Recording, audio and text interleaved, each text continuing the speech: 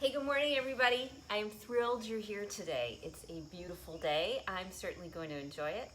And I thought I'd give you a different look of my yard with all my cool prehistoric ferns behind me. Hey, if you don't know who I am, I'm Rhea Hickman. I'm a body-mind expert and shiatsu massage therapist. But my specialty is helping women who are in toxic and narcissistic relationships.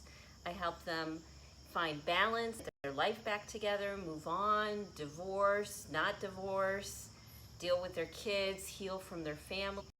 But there's all sorts of ways that narcissists have come into our lives. And narcissists, because of their high level, so self-absorbed, it means that when one comes into our life, it really throws our whole idea of how the world's supposed to work upside down. You know, because we were taught a certain way to behave, a certain way to be, and that's what a nice world looked like. And we just maybe lived or had a family or an experience didn't fit the norm, didn't fit how it's supposed to look, didn't fit how we're supposed to be. So narcissism really upends people's lives, mainly because it's so unexpected. Even though it's everywhere. Narcissism is, everybody's got narcissism, and it's just levels of narcissism that they have, which is based on how they feel, their trauma, their life experience, and then it's also the experiences that people are in. You know, when I remember hearing a quote many years ago, which was about how unless you are actually in a war, unless you're actually against an enemy of some sort, you have no idea how you're really going to respond.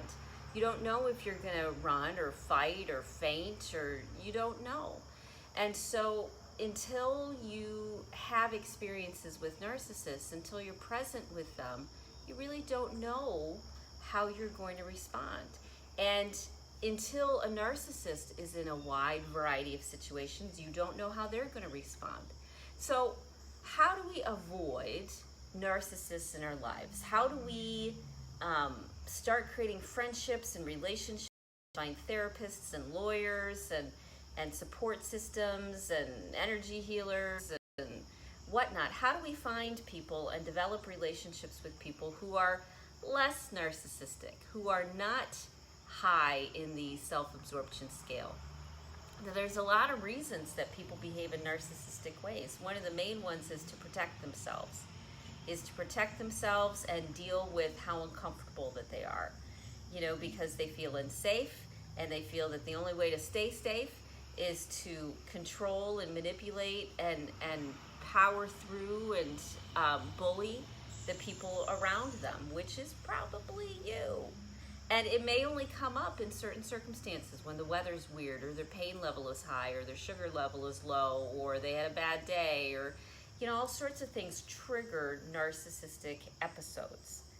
They can be very physical as well as mental and emotional. So how do you avoid these hidden, you know, these hidden traits, or even bringing these traits out of people that you have relationships with? How do you help avoid being the victim of a narcissist out in the outside world? Because one of the first things you need to do when you're looking to make a shift is to find a good support system. And the question I hear over and over is, that's great, but where do I find healthy people to spend time with?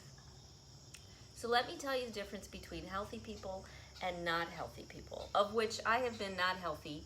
You know, I've been non-healthy for decades and decades because I just didn't know any better. The difference is healthy people respect their own time and their own energy and how they feel and what they want. In fact, a healthy person has a touch of narcissism. A healthy person has that self-preservation, and they are looking out for themselves.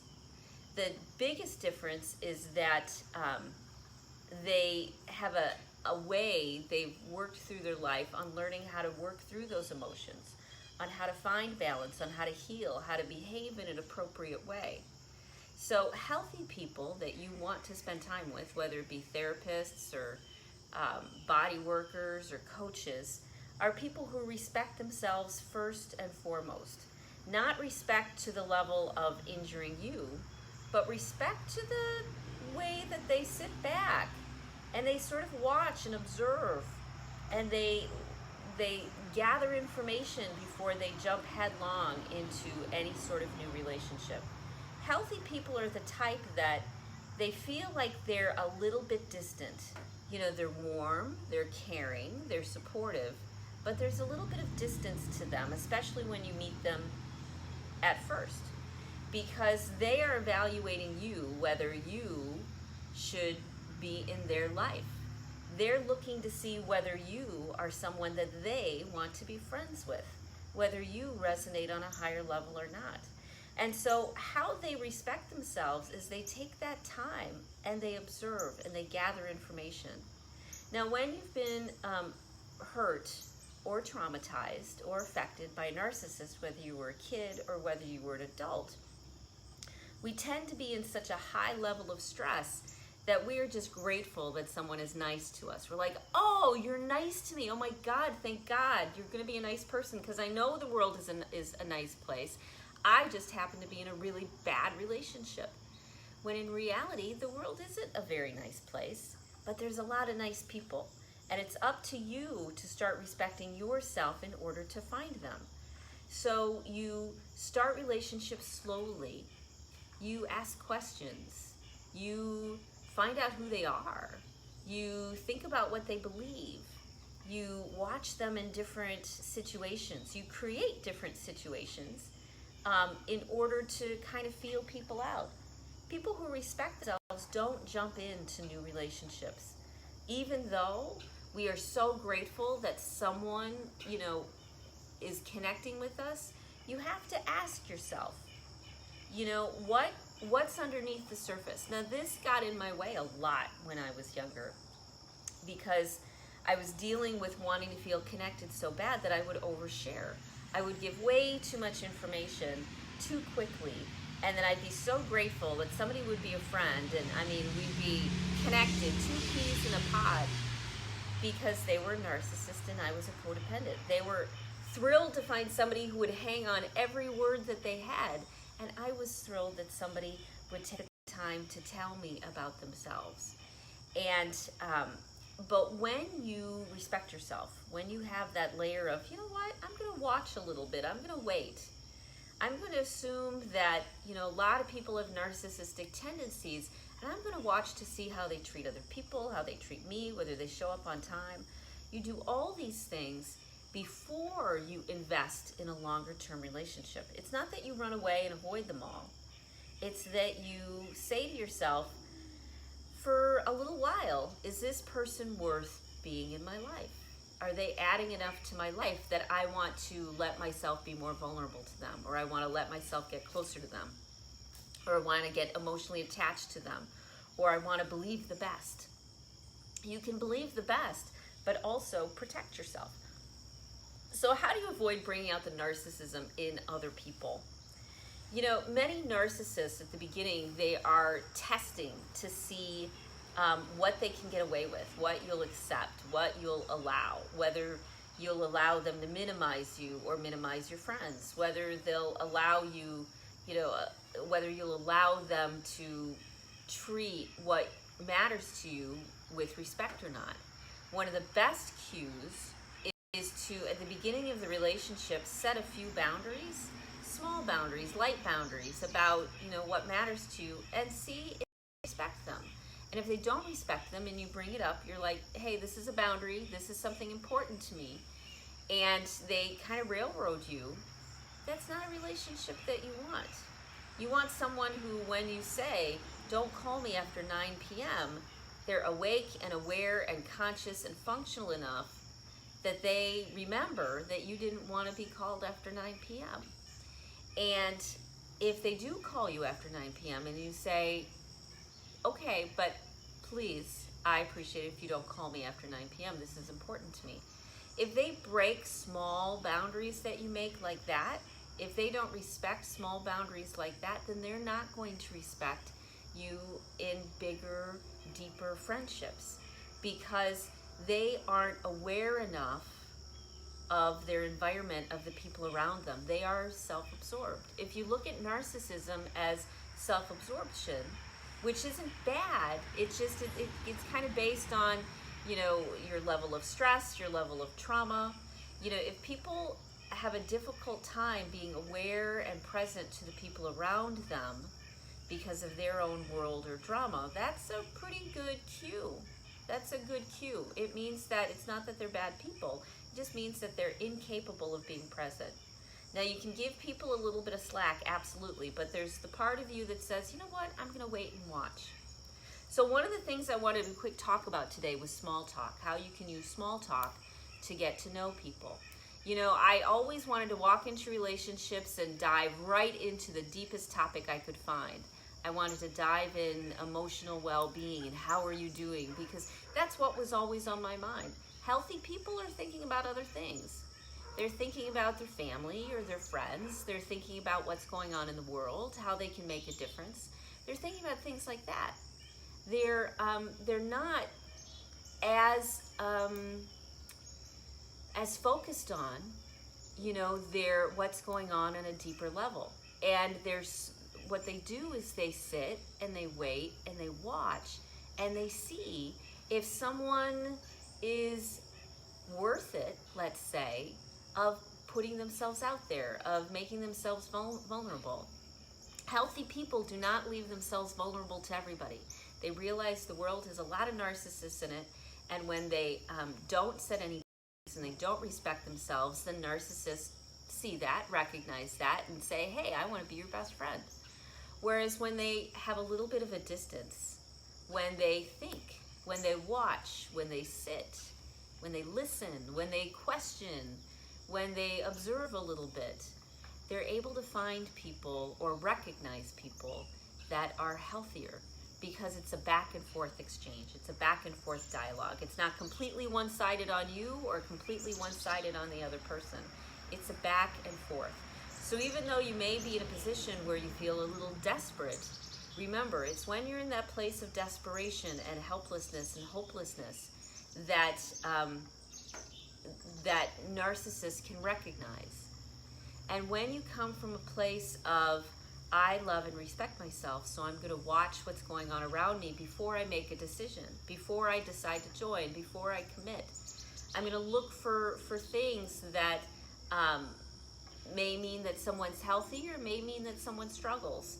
I'm going to take my time developing the relationship, and I'm going to use things like small talk. I'm going to use things like casual conversation in order to determine who I want in my life and who I don't. That's one of the biggest ways you avoid narcissists, is you respect yourself and you respect what you need. Not in a big, dramatic, over-the-top sort of way. You should be able to just voice what you need. And yes, the other person might miss it. They might not understand.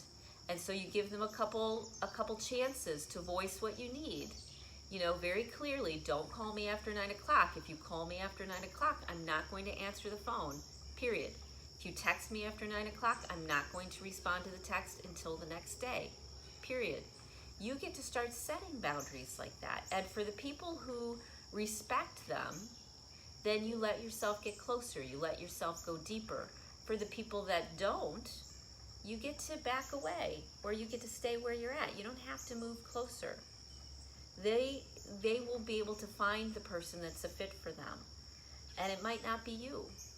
So when you're looking for healthy, good relationships, support system, in order to start getting back up on your feet, you need to look for people who already have a healthy relationships, healthy friendships in other parts of their life.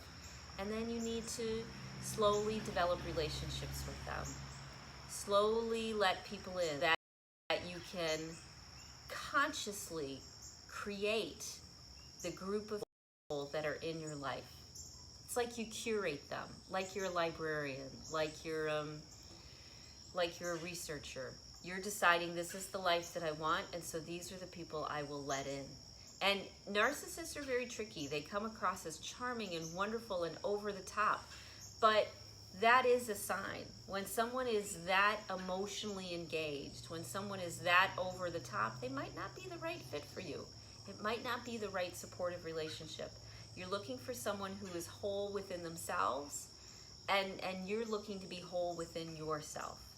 And when you find that, what happens is not the codependent narcissist back and forth and what it becomes is a gentle relationship that supports you so you can arrive at bigger and bigger things. You want people that aren't still big in their healing process. You want people who've made some traction. And the people who've made some traction are the ones who respect themselves enough that they will not be your best friend from the first moment, no matter how you feel, no matter what emotional things are triggered. They'll say, aha, this is interesting. I need to investigate more. And you give yourself time, and you watch, and you listen, and you ask, and you check out, because your time and your space is very valuable, extremely valuable. And you deserve to protect that and let people in who have the ability to be caring and loving and supportive and stable. And the people who don't have that ability, or more than you want them to be, you allow them to move on before you become emotionally attached, before you become committed, before you become married or besties, or you give them all your personal information. You get to decide from the beginning. So keep in mind that a lot of people, everybody has narcissistic tendencies. Some of them only come out in certain situations. You have narcissistic tendencies. And the healthier you can be, where you observe and watch and look and decide, you're going to find other people who respect themselves too, and they value it, okay? So finding friendships is, small talk is part of it, because it allows you to get to know someone without giving them the farm, without giving them everything at the beginning. And if you do that, soon you'll find yourself surrounded by healthy people and not surrounded by narcissists, okay? So I hope you have a great rest of your day. If you feel stuck, reach out. I'm doing a coaching program, a small private coaching program that is super affordable. And then I do one-on-one coaching as well. So if you'd like to join the program, or if you'd like to coach one-on-one with me, or if you'd like to do a clarity call, because I do clarity calls for $100, where it's 2 calls, where we really dig deeper into what's going on, and we come up with where you're at, where you're going, the tools that you need, whether it's working with me or not. Doesn't matter. But you definitely get better insight on what's happening in your life and what to do next. Gives you a concrete next step. So there's bunches of ways to work with me, and if you feel stuck and need help, reach out. Because although this may be a long journey, you don't have to do it by yourself, and it doesn't have to be as hard as you were probably taught it needed to be. And it doesn't have to be as lonely, okay? So, have a great day, and I'll talk to you later.